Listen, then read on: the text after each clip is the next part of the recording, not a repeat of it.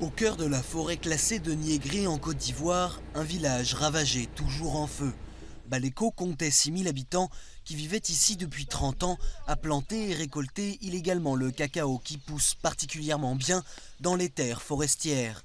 Mais le 2 juin dernier, l'État ivoirien a ordonné leur évacuation pour cesser cette culture illégale qui a ravagé la forêt. Ils viennent aujourd'hui récupérer le peu qu'il reste de leur ancienne maison. Ils sont venus chez nous, ils ont déguerpi le village.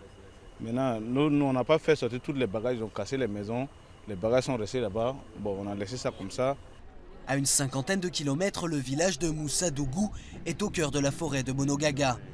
Elle a été classée pour protéger ses richesses écologiques en 1973.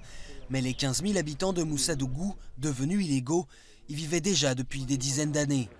Ils sont toujours tolérés par le gouvernement, même si leur production illégale de cacao a aussi ravagé la forêt. Aujourd'hui, ils craignent une évacuation. On est imprégné dans la cacaoculture. Et on a des générations futures qui sont déjà là et qui ont commencé à se mettre en activité. Aujourd'hui, si l'État décide, comme ils l'ont fait de l'autre côté là-bas, nous on va où et on fait quoi? La Côte d'Ivoire comptait 16 millions d'hectares de forêt en 1960.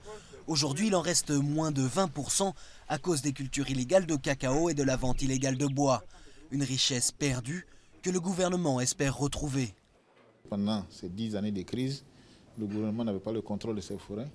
Donc il faut reprendre le contrôle de ces forêts. Et ces forêts sont tellement importantes pour l'environnement écologique et même économiquement pour la Côte d'Ivoire.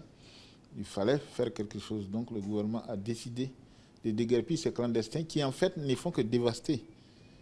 Le profit économique même ne se constate pas, n'est pas palpable.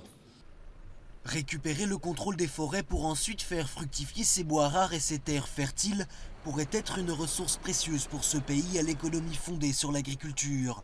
En attendant, la plupart des habitants de Baleko doivent reconstruire leur vie ailleurs.